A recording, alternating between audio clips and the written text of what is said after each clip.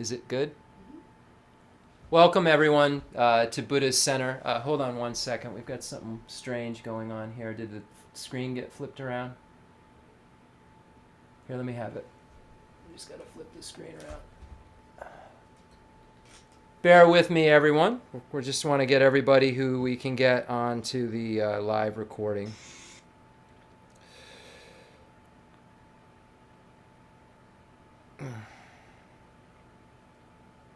There we go.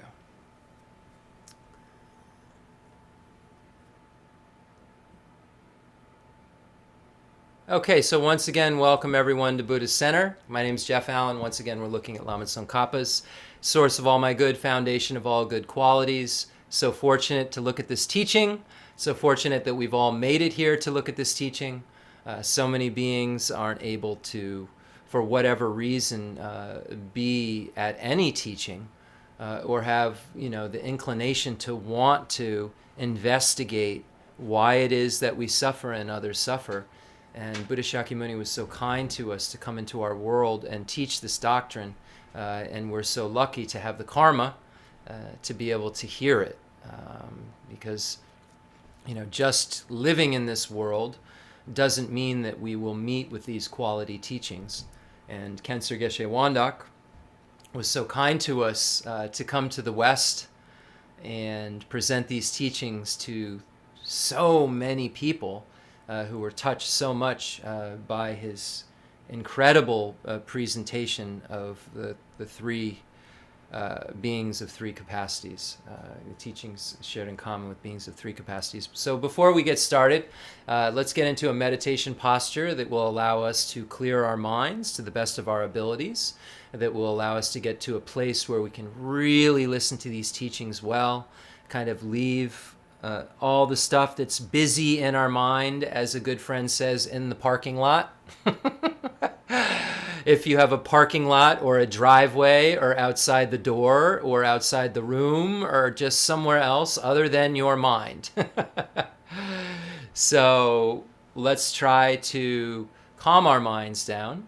We're going to do what we always do, get into the 7-point Vairakana posture, which many of the great masters have said works awesome to make our minds clear. And then we're going to focus on the breath, as we always do, having the focal object of the breathing in and out, and then the counting the rounds of the breath, and include, if we can, a front visualization of Buddha Shakyamuni about arm length away, about eye height, about the size of our thumb. And we're going to only focus on those four things: breathing in and out, counting, and the front generation visual object.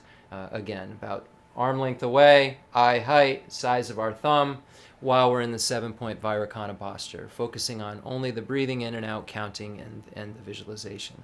And we do this in order to be able to really listen well. If our minds are scattered or going here and there, or our minds are dull and sleepy, this isn't going to be very conducive to learning this incredible material, which is the only material that can provide us, ultimately or in the long run, with fearlessness and bliss, or infinite happiness, that I think every single sentient being would agree they want. So without further ado, let's get into that posture, and let's calm down a little bit and get more reasonable.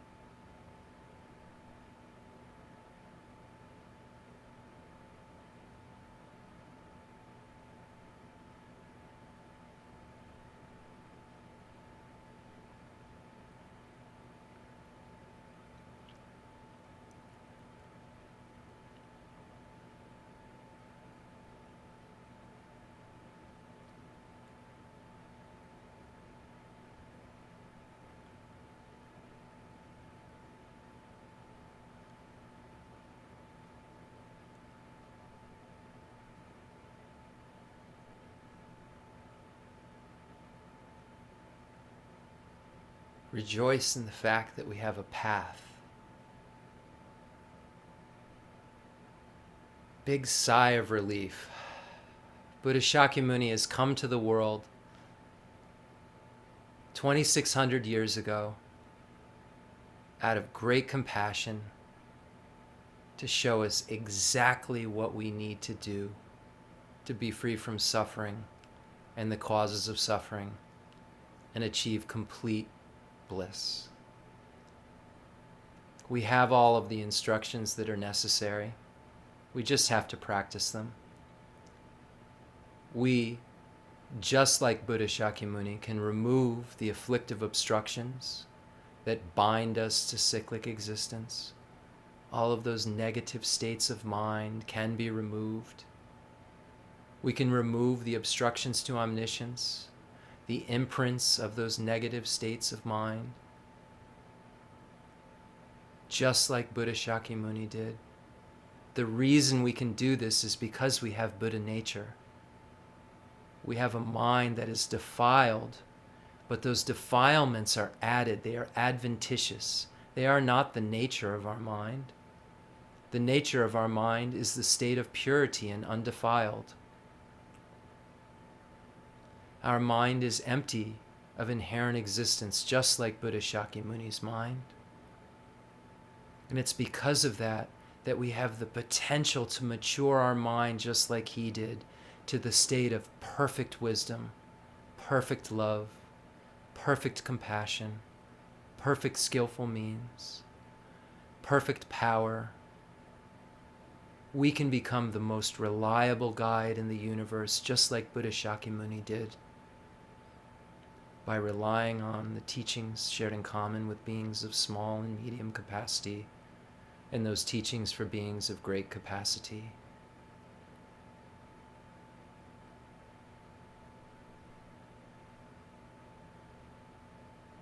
Now imagine that Buddha Shakyamuni is no longer in a static state. Imagine Buddha Shakyamuni is animated and so happy, smiling and radiant. So glad we're here tonight. So glad we're doing something about our afflictive obstructions and obstructions to omniscience. So glad we're learning the ripening paths that, when combined with the liberating path, will allow us to achieve complete Buddhahood.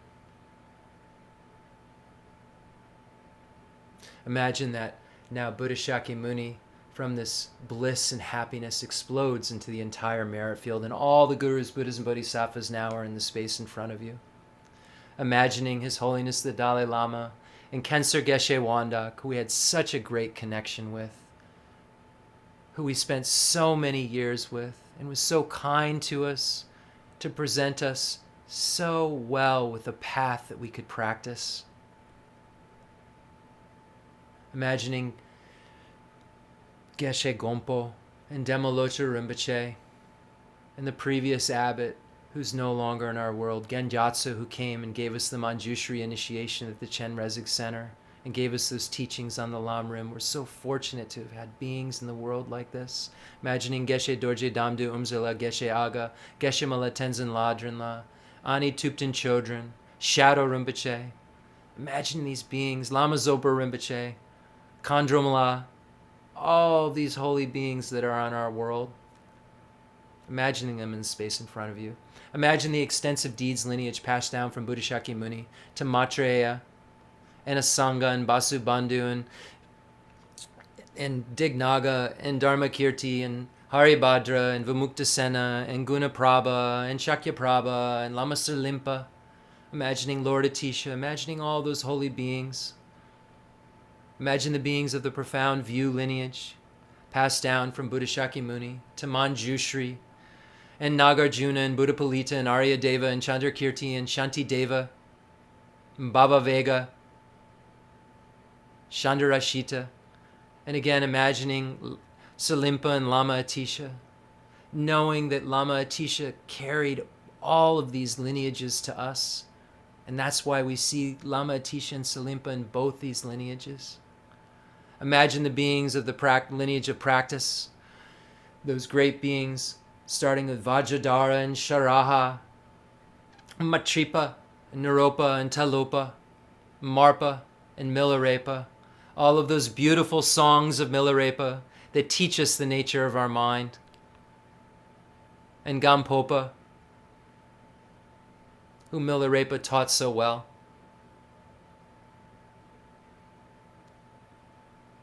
Imagine the beings that have passed down from Lord Atisha, who combined all of these lineages, to Drone Tompa, the three Kadampa lineages, imagining the holy beings of Nyingma, Kaju, Sakya, and Galup, like Padmasambhava, Sakya Pandita, the Karmapas, and Lama Tsongkhapa, and Lama Tsongkhapa's spiritual sons, Kirtupje and Jelsupje, and those holy lamas like Basu Chuji Jetson, and Jayan Sheba, and Gonchu Jimmy Wambo, and Janja Ripi Dorje, imagining them all in the space in front of us. We're so connected to these holy beings. Rinpoche taught us so well, His Holiness the Dalai Lama teaches us so well that these Nalanda masters and all of these great pandits and the Tibetan commentators have been so important to us, trying to get to that final profound view of the middle way consequence school that's so necessary for us to cut the root of cyclic existence with. And we've been given such sharp tools to be able to generate bodhicitta with, such sharp tools to be able to cut the root of cyclic existence with. Rejoice, have a sigh of relief that we can do this. Imagining the highest Yoga Tantra deities, Yogic Tantra deities, Performance Tantra deities, Action Tantra deities, all the 35 Buddhas, the protector deities of the small scope, Vaishravana, medium scope, Dharmapala, great scope, Mahakala, Palden Lamo, who's the wrathful emanation of Tara. Rinpoche gave us so many Tara initiations. Rinpoche told us that Palden Lamo is our protector. We're so blessed to have this protection, this mind protection.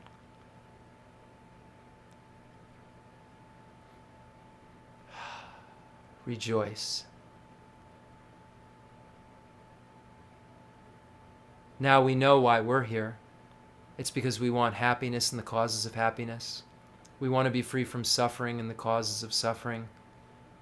And we should think about other sentient beings because we know that the path to our bliss requires cherishing others more than ourselves. And now we're stifled. Right now, even if we have the extraordinary attitude that says, I will take on myself the task of bringing every sentient being to a state of happiness where there's no suffering. We really can't do that right now. We aren't the most reliable guides in the universe. So we must become Buddhas for the sake of all sentient beings if we want to become reliable guides. But we can do something right now that'll leave imprints in our mind that will allow us to connect to each and every one of them, will allow us to connect to that beautiful jewel called bodhicitta, which will really, really have as its object of observation everyone without bias. So we start to pretend. We create a facsimile of that attitude if we don't have it already. And we think that just like ourselves, all sentient beings need to be here for this teaching, need to be here to understand the teaching shared in common with beings of small, medium, and great capacity. So imagine you have infinite hands and you bring every sentient being to this teaching. All the hell beings, all the hungry ghost beings, all the animals, all the humans, demigods and gods, leaving out none.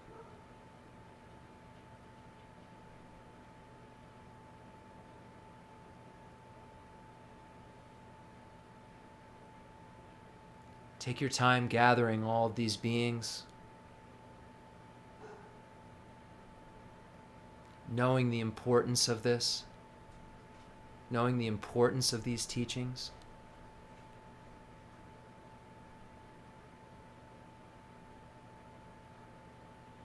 Now imagining that you're leading all sentient beings here so that they can hear the recitations we're going to do, they can hear the teachings that are about to be given, just like you need them.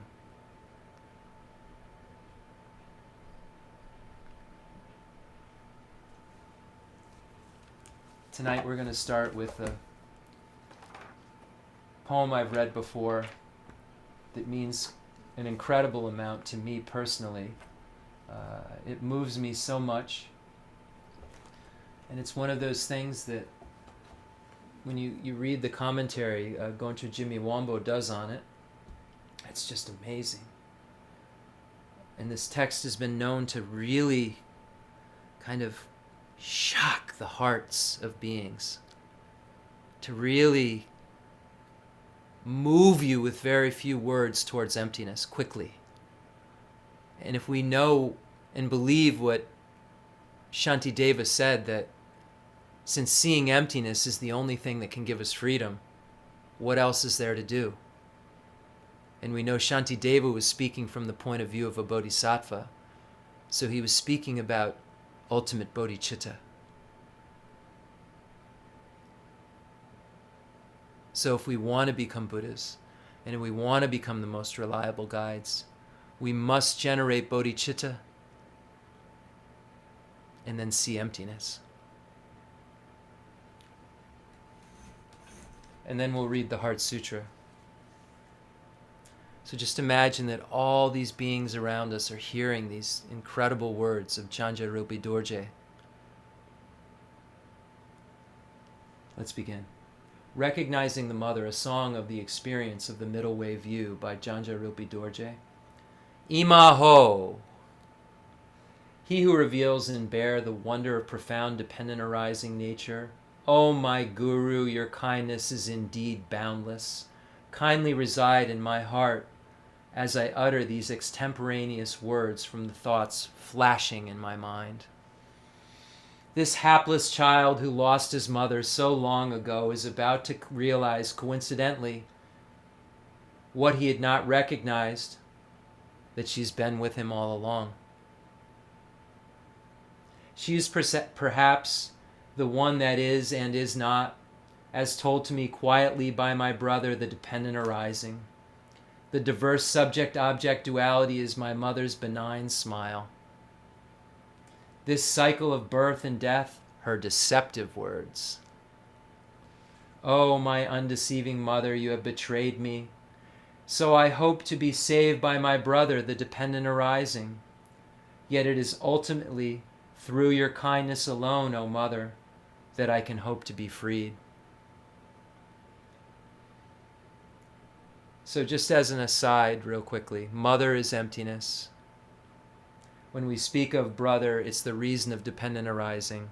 And then it'll say father sits in the lap. It's the object, the dependently arisen object that comes from the emptiness. Comes from mother. Everything arises from mother. Emptiness. Because things couldn't dependently originate if they weren't empty. So it's a twist on the way we would normally look at it. We would normally say things dependently originate so they're empty. Here we're saying things are empty so they can dependently originate. They're from the birth of the mother. And the mother, in a lot of, we say mother for perfection of wisdom, is mother. You know, the great mother, the perfection of wisdom sutras.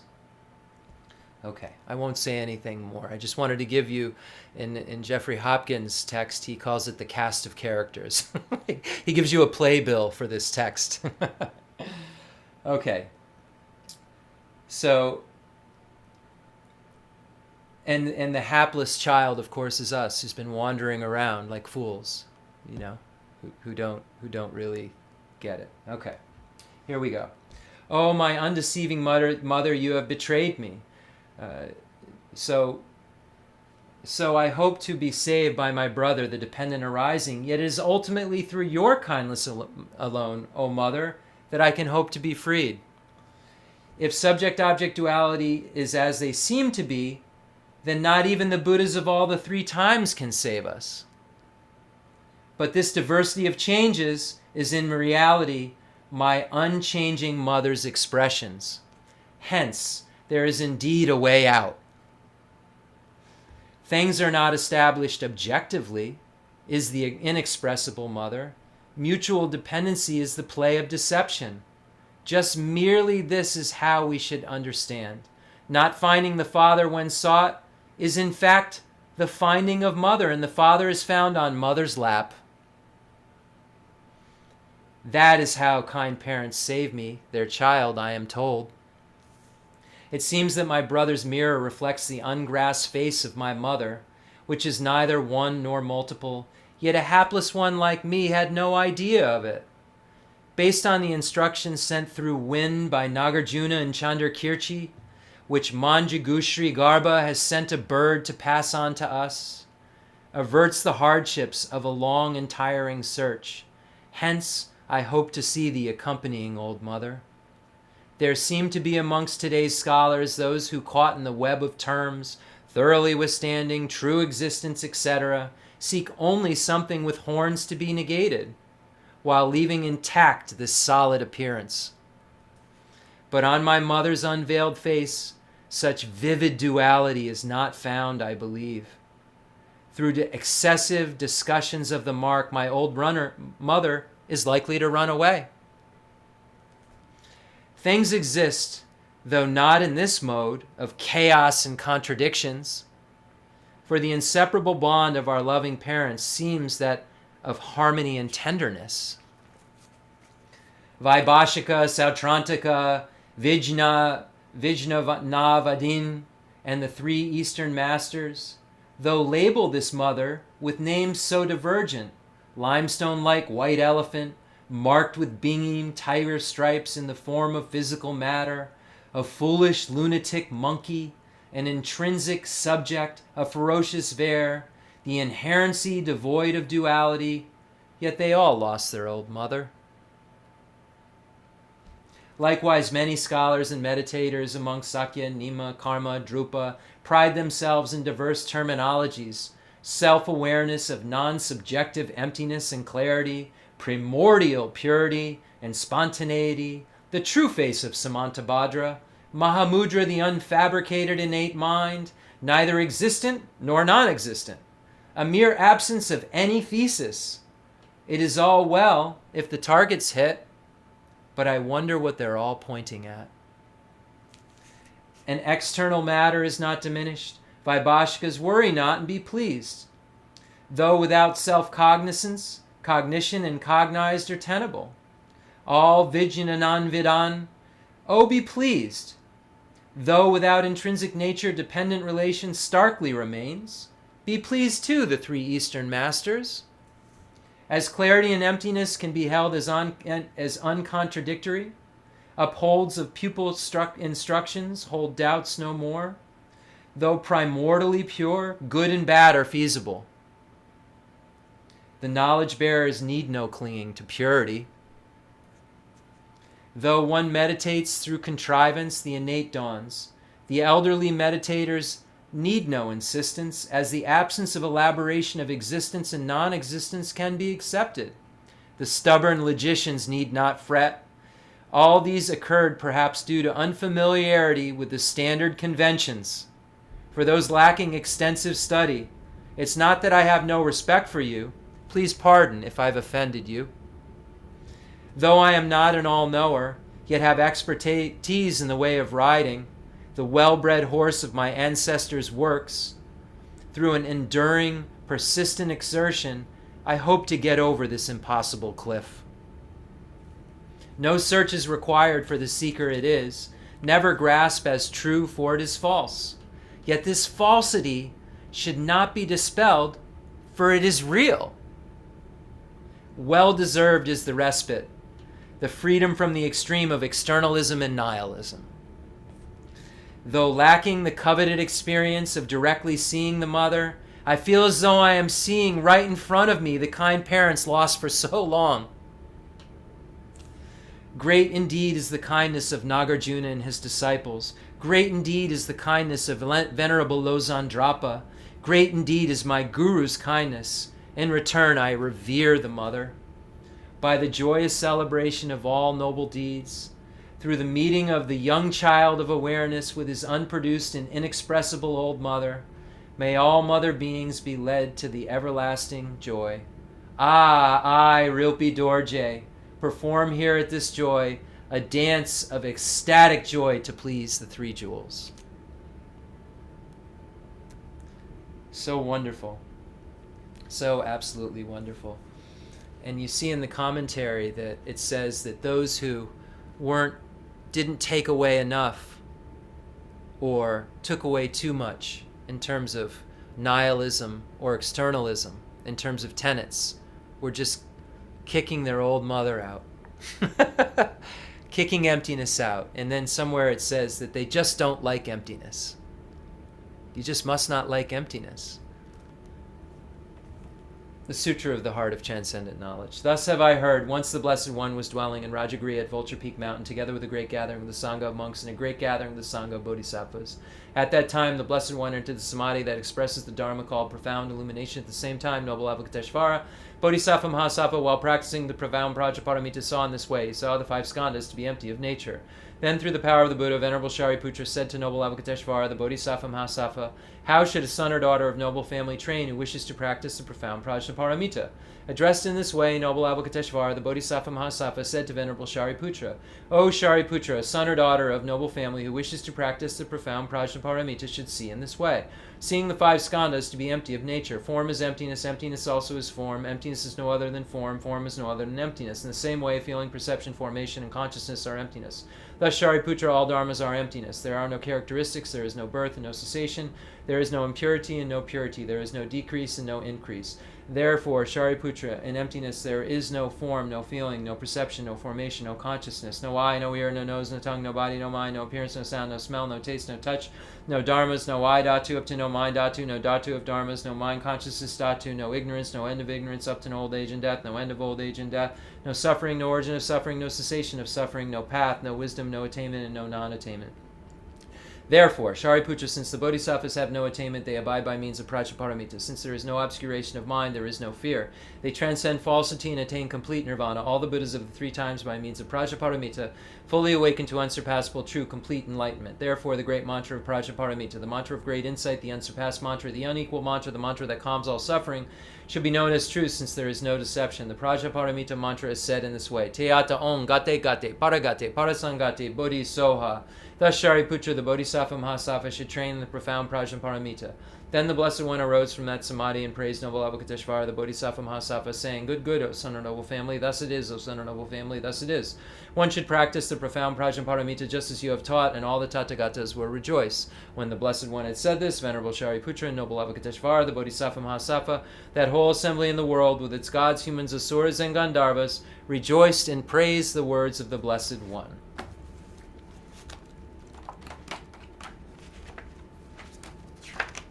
Gala jube nijo tamba ne nguje duju ngai dudo jendru baba lama yi bushin zid ne zon gandro zo la jatzelo agazamare de jandara zamare be agazam.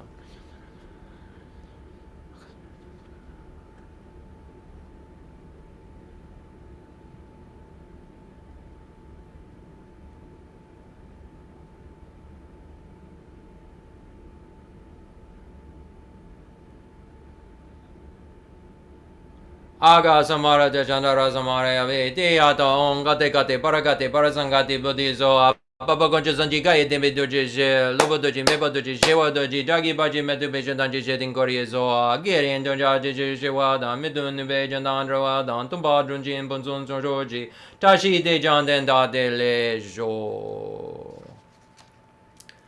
I forgot to turn the comments off. I can see some. Did I meet the Dalai Lama? Yes, His Holiness is one of my teachers. I translated for the retired abbot of the Dalai Lama's monastery for over 20 years.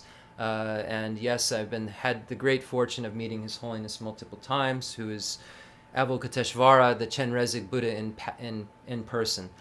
So unfortunately, I won't be able to respond to really any other comments, but I could see that question out of the corner of my eye. And usually I would turn comments off just, so that it's not distracting because I'm on multiple platforms. But thank you for that question. And I bow down at the lotus feet of Avalokiteshvara Chenrezig, His Holiness the Dalai Lama. We're so fortunate that he spread these teachings so far and wide in such a pure way and was never satisfied himself, just like Lama Tsongkhapa, with partial instructions, and therefore can give us complete instructions. So fortunate. So we'll make a mandala offering. And this mandala offering is just imagining, and if you don't know the hand gesture, it's fine. Just imagine you're offering a perfect universe to the teacher and all of the teachers that go all the way back to Buddha Shakyamuni.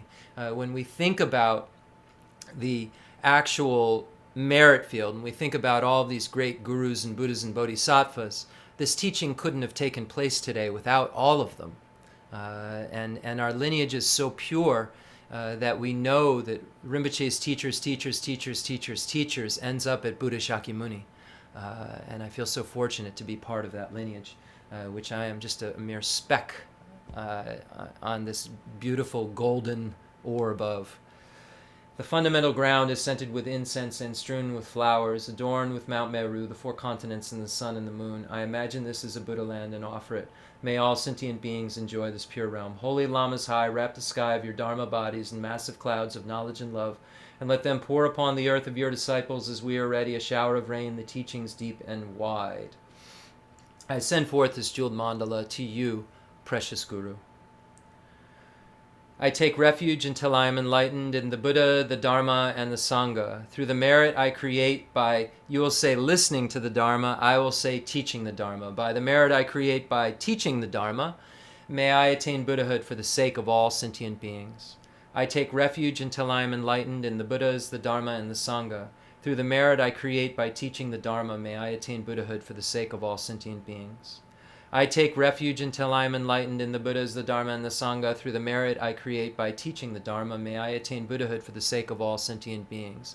Sanje je danza ji je nan la, shanju badu da ni ja su chi, dagi chu she ji pe sonan ji, drola benche sanje drubar jo. Sanje je danza ji je nan la, shanju badu da ni ja su chi, dagi chu she ji pe sonan ji, drola benche sanje drubar jo. Sanje je danza ji je nan la, shanju badu da ni ja su chi, dagi chu she ji pe sonan ji, drola benche sanje drubar jo.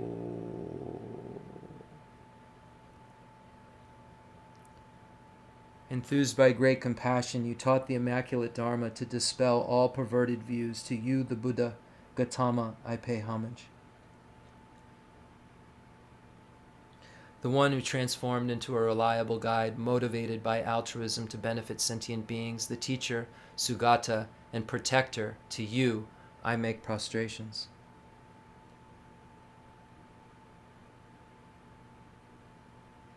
If you are attached to this life, you are not a spiritual practitioner. If you are attached to samsara, you have no renunciation. If you are attached to your own self-interest, there is no bodhicitta. If there is grasping, you do not have the view. May this teaching be heard and understood in the language of all sentient beings, as it says in the prayer of noble conduct. Okay, so we are once again looking at Lama Tsongkhapa's Source of All My Good, such an amazing, important, short poem that encompasses everything that we would need to know once we get to know the meaning of it in a more inclusive way, to become Buddhas for the sake of all sentient beings. There's nothing left out in this short prayer. It's all there. And how lucky are we to be able to hear such things, and to be able to hear them and get a sense or a grip on what it would all mean. So I'll get us up to where we were. We're now in the section on the Great Vehicle, on bodhicitta. So when we divide the teachings, we would say there are the teachings shared in common with Lord Atisha in the Lamp for the Path to Enlightenment. Lord Atisha existed around the 900s or so. I'm not great with history. You can correct me if I'm wrong. But Lord Atisha was around then. And when he got to Tibet, he saw that there was kind of a mess going on. There was a mix-up of teachings. There was an idea that, Sutra and Tantra were incompatible, and there were a lot of wrong practices being done, and the kind of idea that morality was the basis or the foundation of both Sutra and Tantra had been lost. And then there were those who believed that in this incompatibility and saw that, some of the teachings Buddha gave just weren't good. And some of the teachings that Buddha gave were the best. And when Lord Atisha came, he showed how all of the teachings were for beings of different capacity, and it was an integrated path that everyone would need to practice. So he wrote The Lamp for the Path to Enlightenment in order to help dispel any misconceptions that there were about the Dharma, about Buddha Shakyamuni's teachings. And when we look at Lama Tsongkhapa's great treatise on the stages of the path to enlightenment, what Lama Tsongkhapa says, Lama Tsongkhapa was from the late 1300s to the early 1400s, and he wrote a very, very long commentary, in our language, 3 books, 3 volumes, quite long.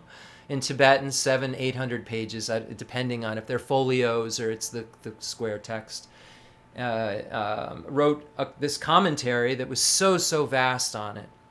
And what he said at the beginning, what was so great about what Lord Atisha did, was that he showed us that all the teachings Buddha Shakyamuni gave were not contradictory. There was no contradiction in anything that he taught.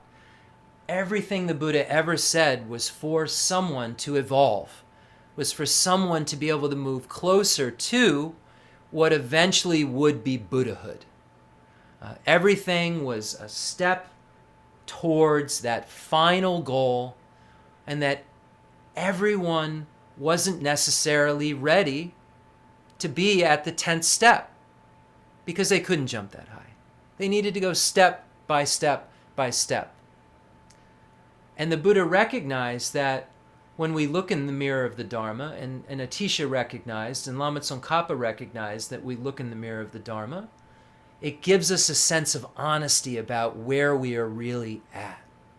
It lets us say, yeah, maybe I'm not all the way there yet. But also a sense of courage, because it tells us we all will become a Buddha, and that we all have Buddha nature, and that we can all mature our minds the same way that Buddha Shakyamuni did. But Buddha Shakyamuni, when he realized the great view, when he became enlightened, he took a little bit to think about how to present it. Now, an omniscient being, why would they need to do that? It was for the purpose of showing us how difficult this view at its final level, this union of bodhicitta and emptiness, how this final view was difficult to realize. And when he first turned the wheel of Dharma, he didn't teach everything. He taught what we would say are the teachings for the tenets of the lesser vehicle, of the Sautrantika and Vaibhashika school, the individual liberation vehicle, that vehicle which showed someone how to just get to nirvana for themselves. Because this was appealing. Their suffering was so great. Think about the amount of suffering. The caste systems were present, so much oppression. And think about the idea that there was a universal ability that everyone had to get out of this mess. So the Buddha said, let me teach this first. This is what's most appealing. And let me teach a very coarse view of selflessness and see how it goes. And then the Buddha turned the second wheel of Dharma, taught a much more subtle view, taught the Mahayana view, taught the final view of emptiness, said that not only the self of person is empty, but all phenomena are empty. And this proved to be confusing for some. So then the Buddha turned the third wheel of Dharma, called good differentiation, and 10 bodhisattvas got up and asked all of these different questions, and one bodhisattva gets up and says, hey, first turning the wheel of Dharma, you tell us, the Four Noble Truths are truly established, and then the second turning of the wheel of Dharma, you say nothing is. What do you mean? And the Buddha said, well, I meant that the imputed nature in the second turning of the wheel of Dharma was not truly existent. And that the other powered nature and thoroughly established nature were what were truly existent. And then out from that came the Chittamantran view, where they would say that this is the definitive teaching and the Heart Sutra is interpretable.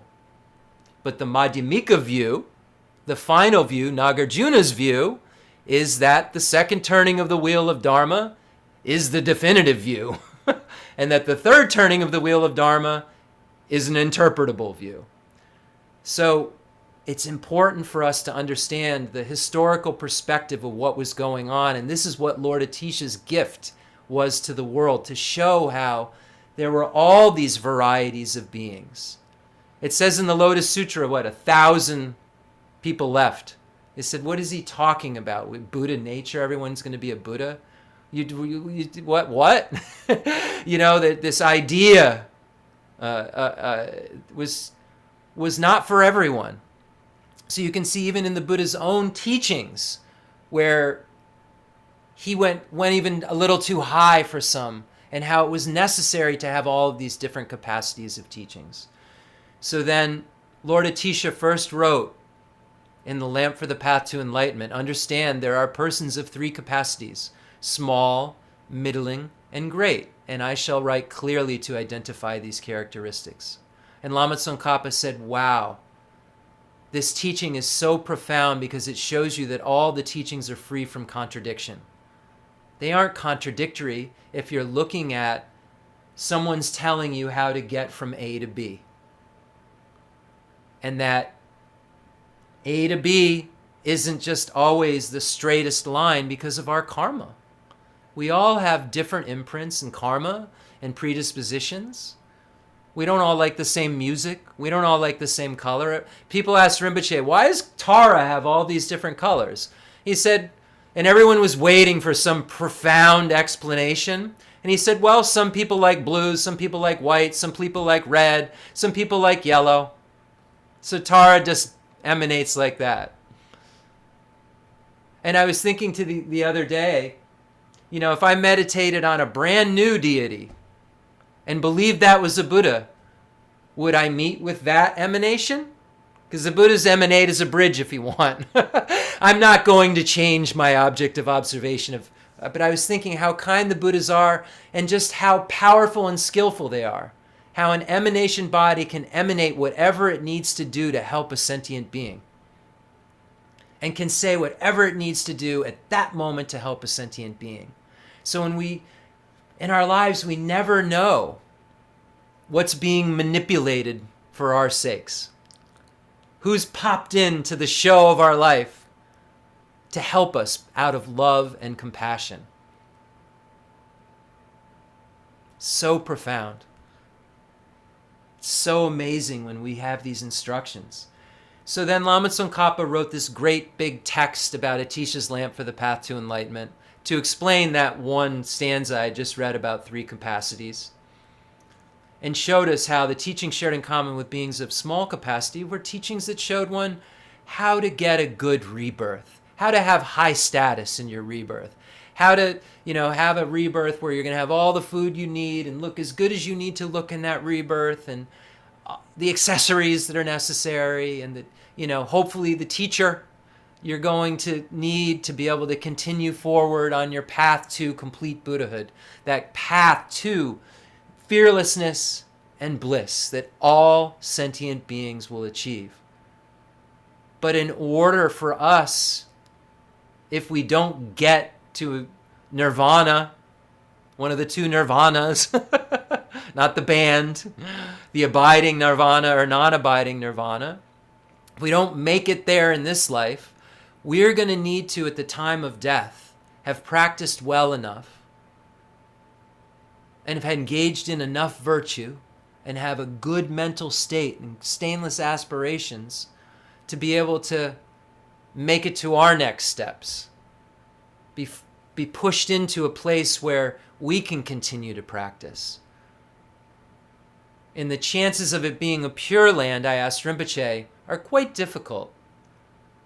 But we could, meeting with a spiritual teacher when we felt so connected to them, maybe isn't so difficult. Maybe it would be in a normal world again. If we could be in a pure land, in Tashita or Sukhavati, boy, Be so wonderful, right? That'd be so wonderful if we could be born into Amitabha's Pure Land.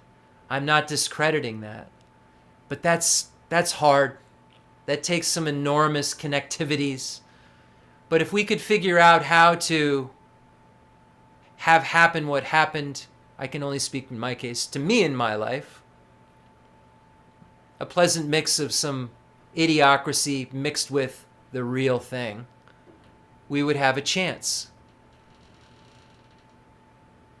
So the Buddha was so kind, Lord Atisha was so kind, Lama Tsongkhapa is so kind to show us how to work on that part, because those teachings are so realistic and so convincing, and show us that, you need a teacher, you have this human basis that's so amazing, but unfortunately it's perishable.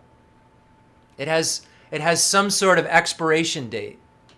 It's not like the top of the milk, because we don't know exactly when. Death will come, nothing can stop it, but we don't know when. Its lifespan's not fixed where we live.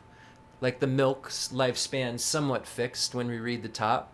Well, we unfortunately don't have that piece of information that would be really helpful if we could kind of plan out our practice, if we wanted to have some fun for the first 20 or 30 years, and then we knew that we would have 50 years more to practice, or, if we had some sort of way of knowing, then maybe we could plan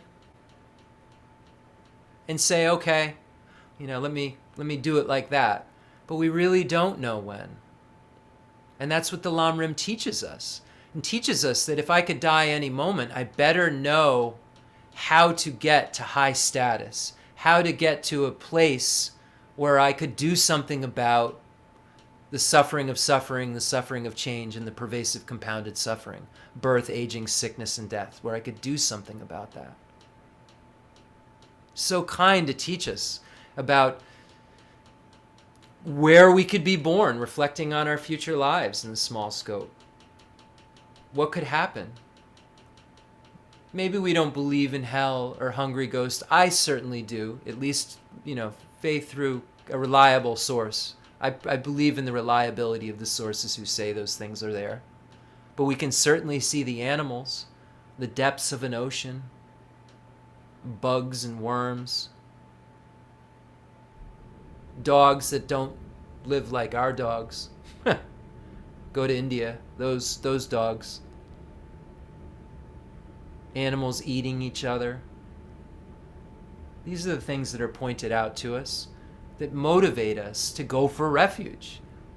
Go for refuge. Find that reliable guide. Find out why the guide is reliable. Why is Buddha someone we should listen to? Buddha alone taught the Four Noble Truths. The only one. So what? What does that mean? We really need to establish the Buddha is a reliable guide if we think that if we're going to follow the instructions, and then we find out about karma and its results and find out how to follow what those instructions are. And Rinpoche always said that the teachings shared in common with beings of small capacity that produce this high status require us to engage in ethical behavior that abandons the 10 non-virtuous activities, going for refuge to the Buddha, the Dharma, and the Sangha, once we establish the Buddha as the reliable guide. And then when we mess up, engage in the acknowledgement of those downfalls and practice the 4 opponent powers. And then the teachings shared in common with beings of medium capacity teach us how to get rid of samsara altogether. Get rid of a next life altogether. Get rid of birth, aging, sickness, and death, separating from the pleasant, meeting with the unpleasant, suffering of not getting what you want, and the suffering of appropriated aggregates, suffering of uncertainty, suffering of rebirth, suffering of insatiability, suffering of shucking off bodies. This body I'm going to shuck off. Undeniable. No one's going to want it. No one's going to want this corpse hanging around as it starts to rot and stink. But we don't think of this as a corpse. We don't even think that we're foul and full of intestines and blood and bones. We associate ourselves most of the time with just a face.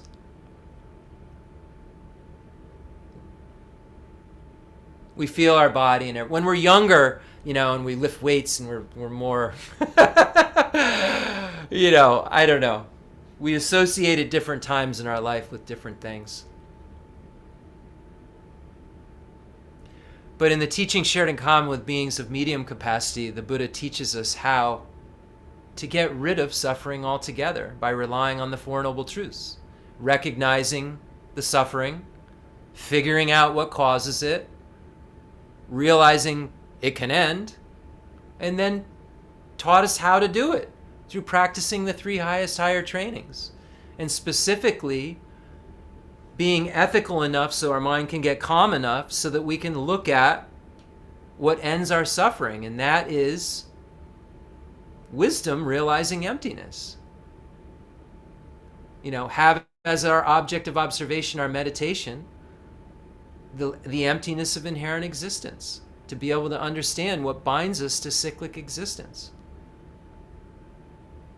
And it's been so clearly written about. And we have such clear path to get rid of that which gives rise to our suffering. Suffering is a result. We know it's impermanent. We aren't only suffering.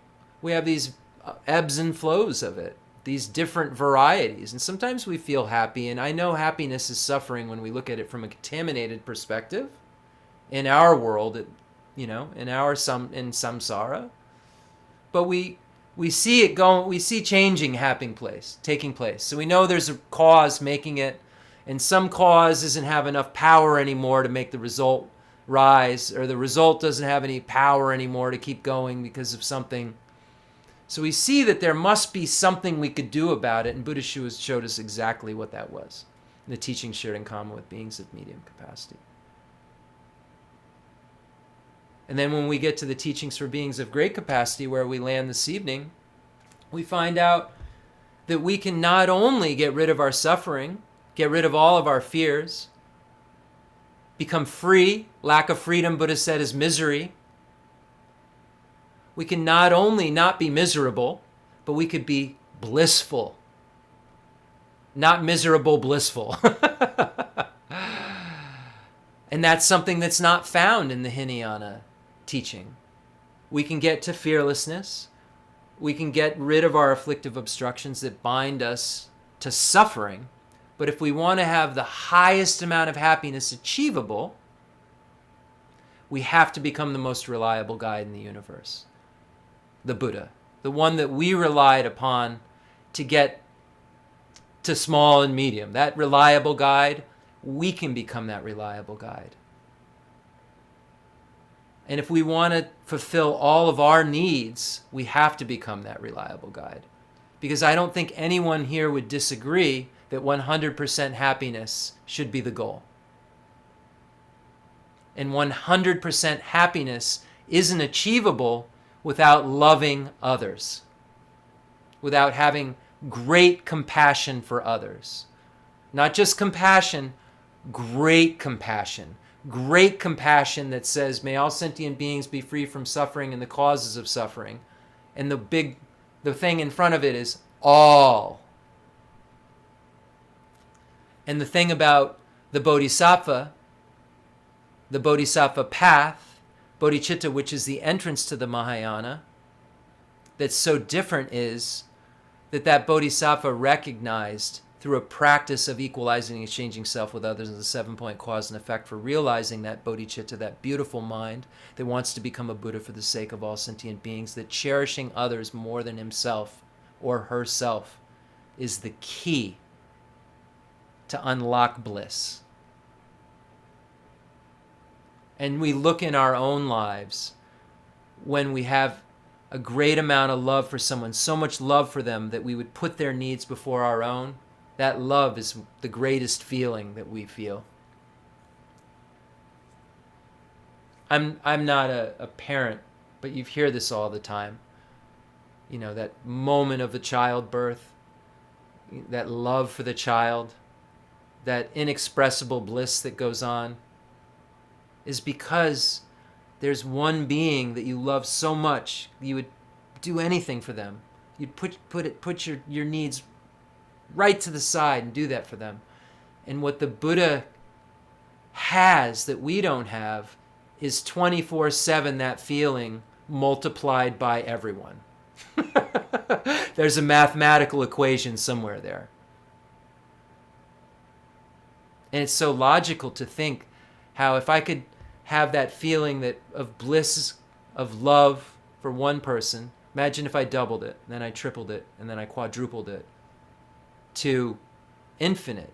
Not infinite like can't count, means I can't count. Infinite in my mind, but Buddha can count them all. But it's a number that's so big I can't even imagine it. So it's a bliss times bliss, so many times bliss that I can't imagine it. And that's what the Buddha has. So we see from Atisha's text and Lama Tsongkhapa's text that all of these teachings are free from contradiction and that they're all instructions to practice. This isn't philosophy to just talk about, blow, as 7th Dalai Lama said on Sunday, blow bubbles in the air with. This is something we're supposed to change our minds with. This is something that we're supposed to put in our daily lives every moment.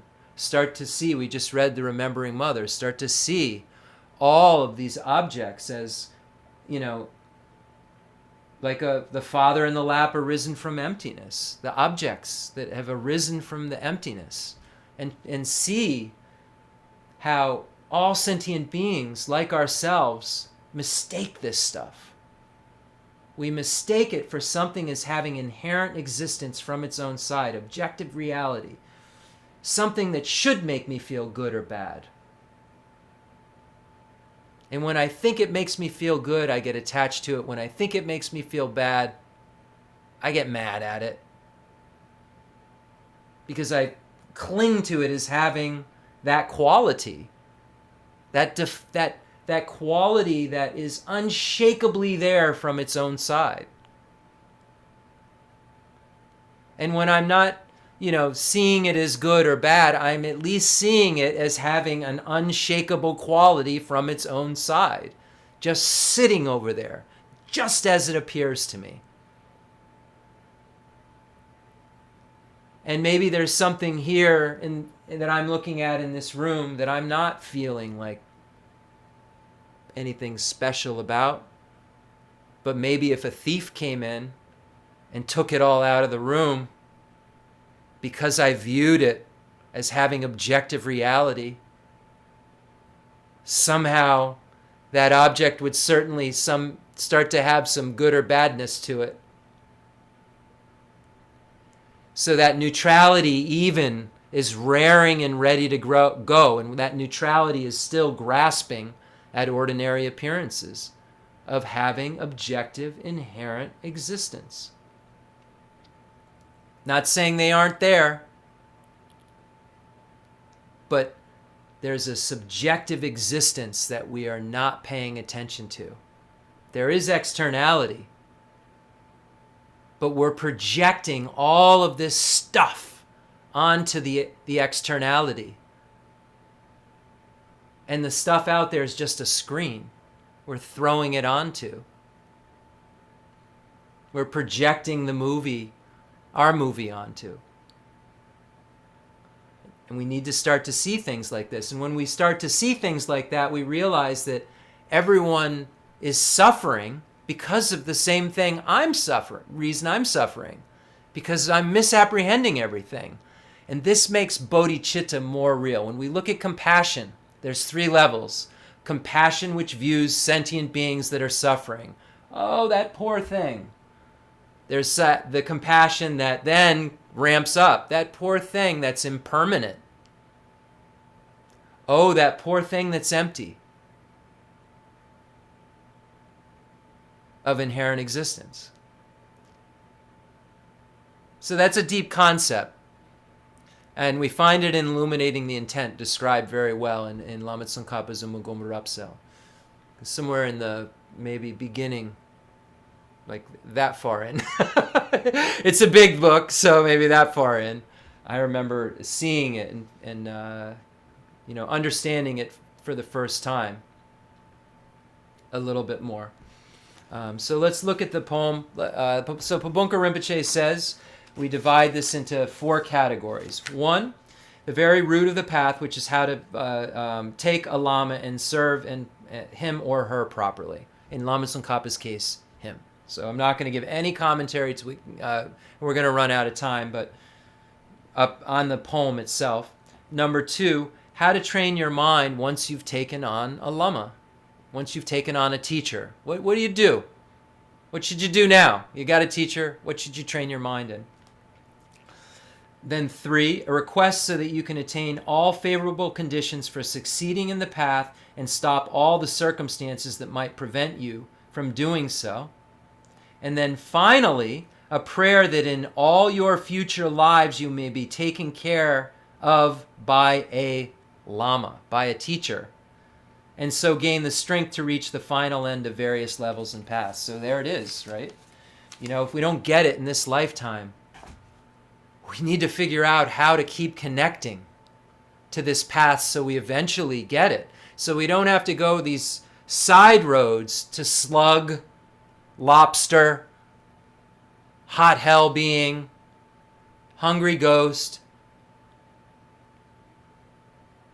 maybe too fancy of a person who doesn't meet with a teacher or care about a teacher. Really.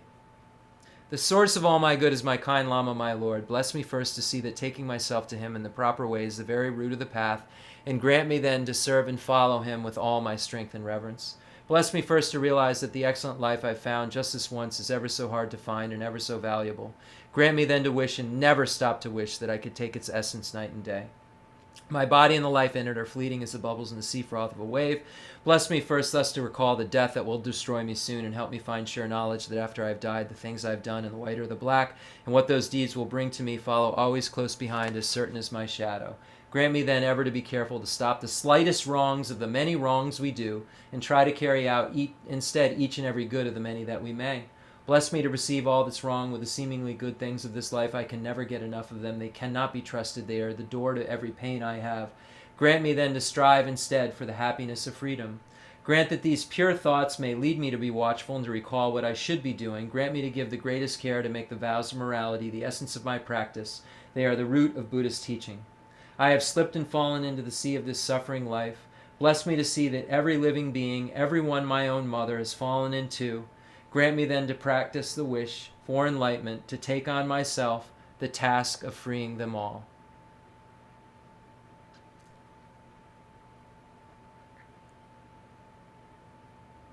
So we see that bodhisattva aspiration is to free everyone without bias.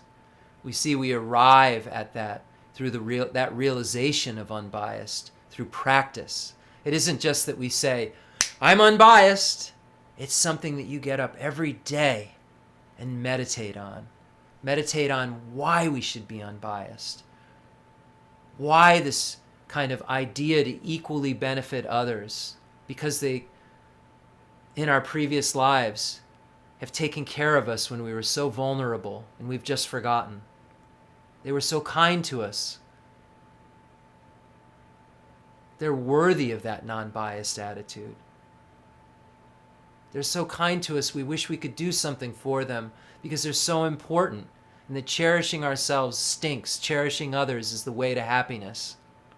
And wanting them to have happiness and the causes of happiness and to be free from suffering and the causes of suffering is a gem that we can realize. That we ourselves can realize more and more and more. I haven't realized it.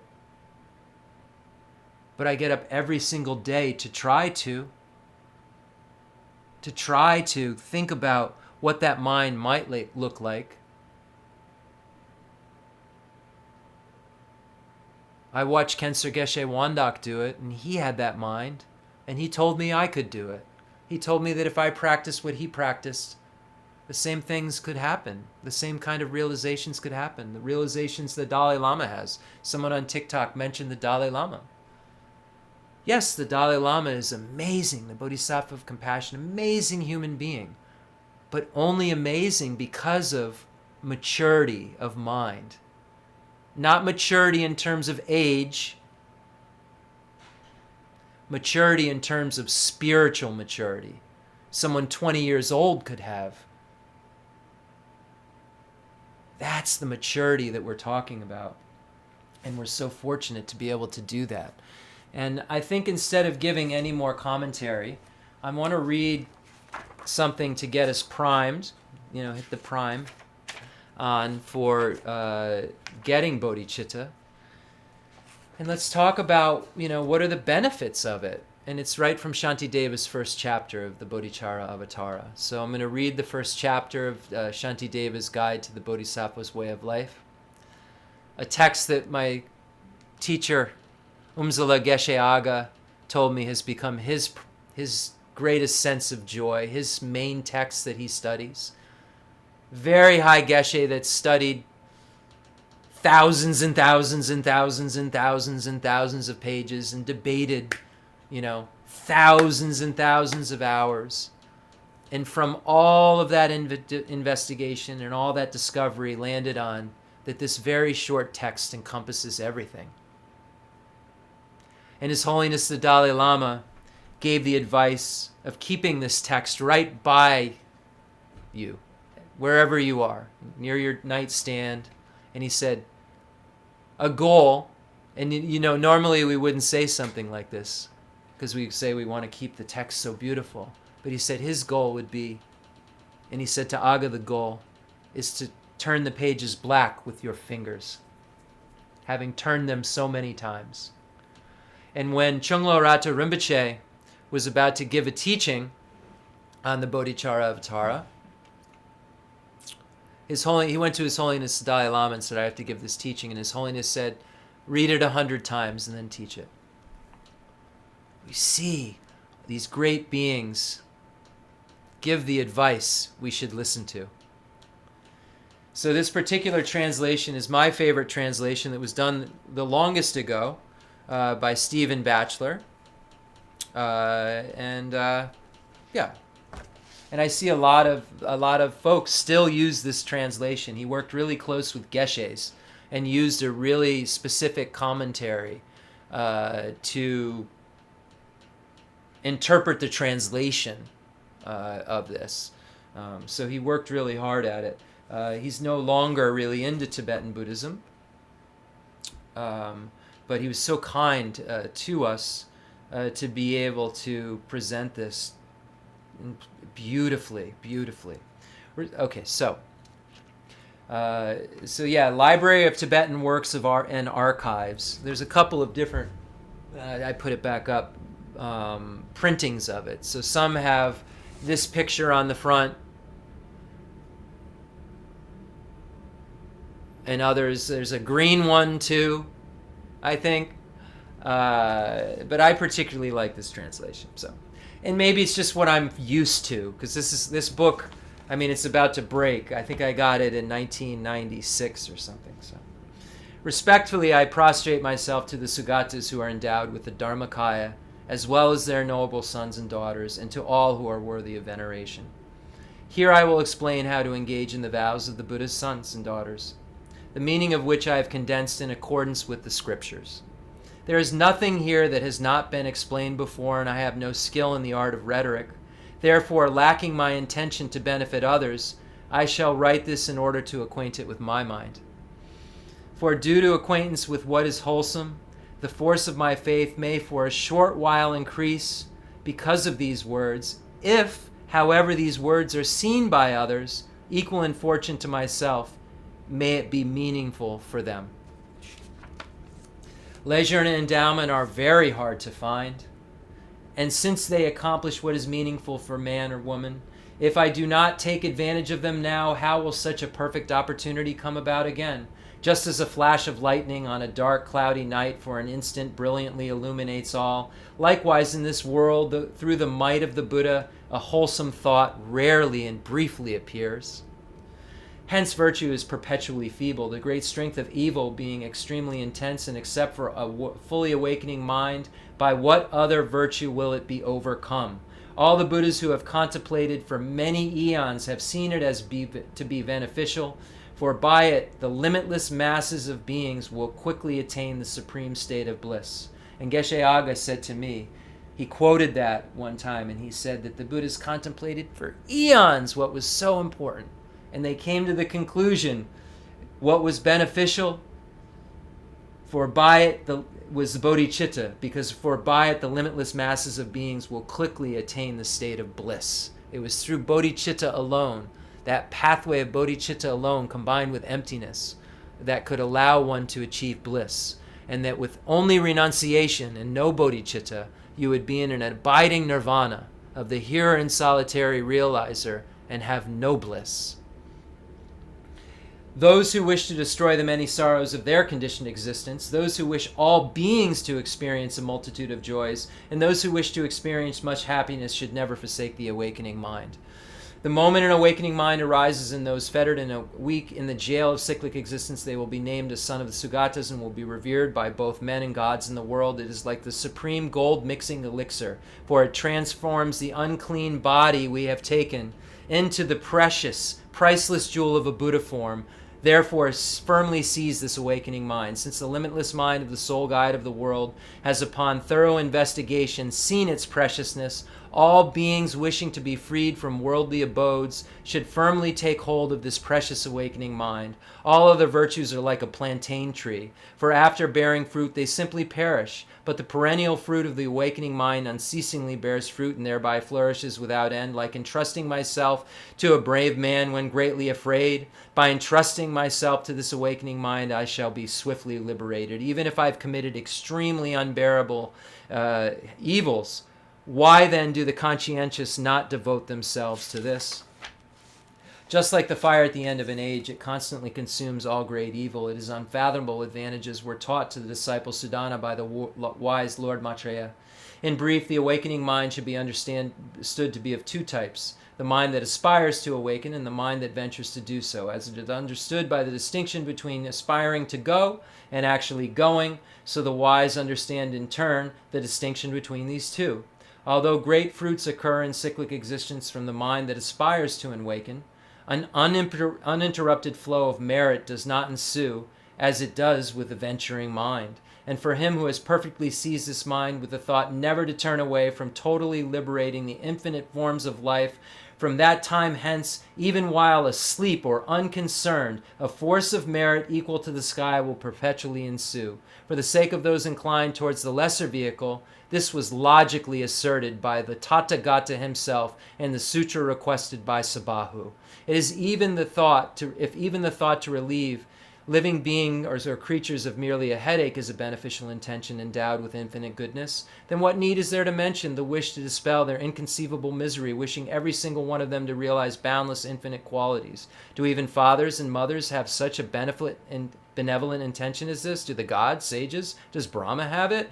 If those beings have never before even dreamt of such an attitude for their own sake, how would it ever arise for the sake of others? This intention to benefit all beings, which does not arise in others even for their own sake, is an extraordinary jewel of the mind, and its birth is an unprecedented wonder. How can I fathom the depths of the goodness of this jewel of the mind, the panacea that relieves the world of pain, and is the source of all its joy? If merely a benevolent intention excels venerating the Buddhas, then what need to mention striving to make all beings without exception happy? Although wishing to be rid of misery, they run towards misery itself. Although wishing to have happiness, like an enemy, they ignorantly destroy it. For those who are deprived of happiness and burdened with many sorrows, it dissatisfies them with all joys, dispels all suffering. It satisfies them with all joys and dispels all suffering and clears away confusion. Where is there a comparable virtue? Where is there even such a friend? Where is there merit similar to this? If whoever repays a kind deed is worthy of some praise, then what need is there to mention the bodhisattva who does good without it being asked of him or her? The world honors as virtuous a man who gives a little plain food disrespectfully to a few beings that satisfy them for only a day. What need then is there to be said of one who eternally bestows the peerless bliss of the Sugatas upon limitless numbers of beings, thereby fulfilling all their hopes? The Buddha has said that whoever bears an evil thought against a benefactor such as the Bodhisattva will remain in hell for as long as many eons as there were evil thoughts. But if a virtuous attitude should arise in that regard, its fruits will multiply far more than when bodhisattvas greatly suffer. They generate no negativity. Instead, their virtues naturally increase. I bow down to the body of him or her in whom the sacred precious mind is born. I seek refuge in that source of joy who brings to happiness even those who harm him. May I become Buddha for the sake of all sentient beings.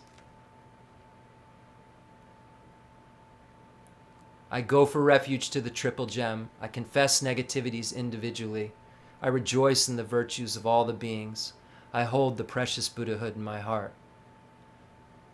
Gurus, Buddhas, and Bodhisattvas, please pay heed to me, just as the previous Buddhas generated the mind of bodhicitta, and just as they successfully dwelt in the bodhisattva practices. Likewise, too, for the benefit of all sentient beings, I will generate the mind of bodhicitta, and I will successfully train in the bodhisattva practices. If you're attached to this life, you're not a spiritual practitioner. If you're attached to samsara, you have no renunciation. If you're attached to your own self-interest, there's no bodhicitta. If there is grasping, you do not have the view. Enthused by great compassion, you taught the immaculate Dharma to dispel all perverted views. To you, the Buddha Gautama, I pay homage. Okay. Thank you so much. We'll do the dedication prayers, and then we'll move on with our Buddhist practice. Meaning this shouldn't only be our Buddhist practice, right? We're supposed to day and night be Buddhist, which means we're trying to transform our minds from this way mine is, and that's so great at all times, to a mind that has perfect wisdom, perfect compassion, perfect love, perfect power, and perfect skillful means. And we all will, because we all have Buddha nature. So, sigh of relief. If you're not feeling so Buddha-y, it's okay, because you will be. The fundamental ground is scented with incense and strewn with flowers, adorned with Mount Meru, the four continents, the sun and the moon. I imagine this as a Buddha land and offer it. May all sentient beings enjoy this pure land. I dedicate whatever virtues I've collected for the benefit of the teachings and of all sentient beings, in particular for the essential teachings of Venerable Zandrapa to shine forever. I send forth this jeweled mandala to you, precious Guru. Any mistakes that I've made in this teaching, out of error, I confess them. I'm sorry. I don't know any that I have, but if I have made mistakes, I really do apologize.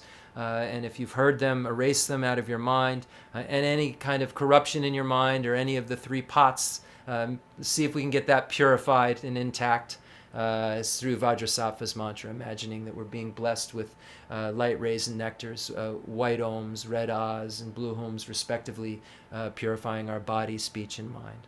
Om benza sato samaya manupalaya benza sato seno bajisha dida me baba sutokaya me baba supokaya me baba anurada me baba savasidi me paracha savakama suchime kitam chiankuru hum ha ha ha ha bhagavan sava tata gata benza mame moka benza baba maha samaya sattva om ve.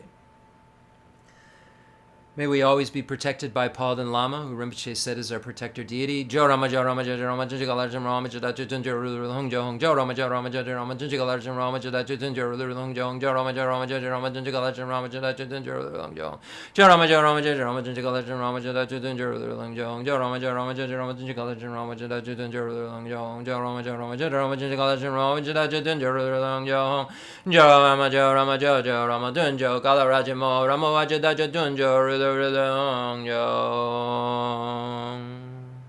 May Lama Tsongkhapa's teachings always remain in this world. Mi me zewe tuchin genrezi, dreme jembe wambo jambe yang, tipo mali jumze zawe da, kanchen kebe zo jen Tsongkhapa, lozan drabi jala zowa de.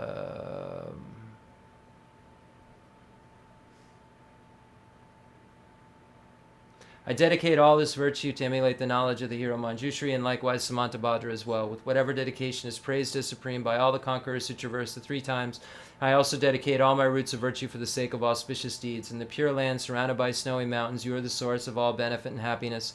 All-powerful Avalokiteshvara, Tenzin Gyatso, may you stay until samsara's end. I pray that in all our lives we're never separated from those kind gurus, never separated from Khensur Geshe Wandak, who's the source of all of our happiness, a source of all of our potential fearlessness and bliss. If whether we're meeting him or her in these normal worlds, while we are not Arya Bodhisattvas, or we meet him or her in that beautiful enjoyment body, in that place with the 5 qualities, where in that pure place of akanishta. May we meet there. And then also, when we become Buddhas, may we help all the Buddhas, free sentient beings, from the horrible states of the 8 sufferings, 6 sufferings, and 3 sufferings, and be able to bring them not only out of those things, but to infinite happiness. Thank you so much, everybody. I really appreciate you, and we'll see you next time.